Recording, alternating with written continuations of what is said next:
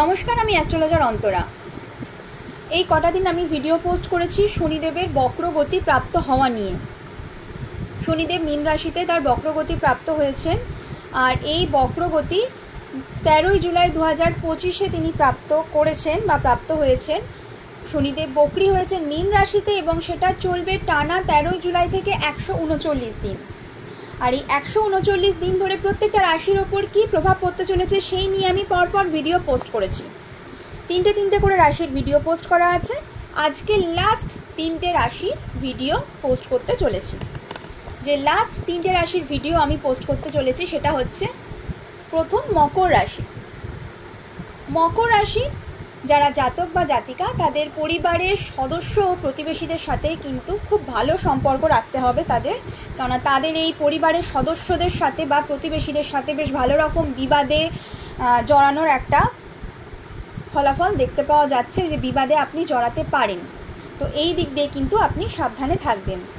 মায়ের সাথে সুসম্পর্ক রাখতে হবে। মায়ের সাথে কিন্তু মকর রাশি জাতক বা জাতিকাদের সম্পর্কে একটা প্রভাব পড়তে পারে।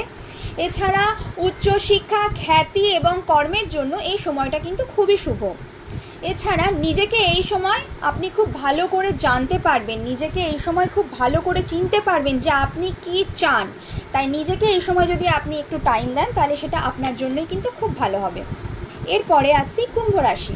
কুম্ভ রাশির জাতক বা জাতিকাদের শরীরের দিক দিয়ে কিন্তু বিশেষভাবে কেয়ারফুল হতে হবে। স্ত্রী এবং মায়ের সাথে সম্পর্ক কিন্তু আপনাদের ভালো রাখতে হবে এই সময়।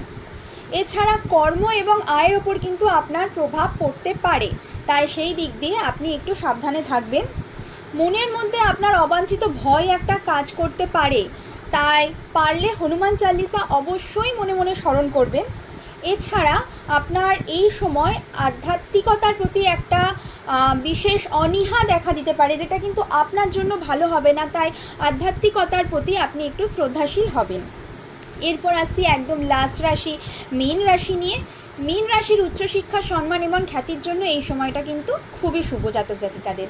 এছাড়া মীন রাশির জাতকের স্ত্রী স্বাস্থ্যের দিকে নজর দিতে হবে। মীন রাশির যারা আছেন তাদের কিন্তু সোশ্যাল কানেকশন অথবা সামাজিকতা থেকে এই সময়টা খুব সাবধানে থাকতে হবে। তাহলে আমি প্রত্যেকটা রাশি কমপ্লিট করেছি।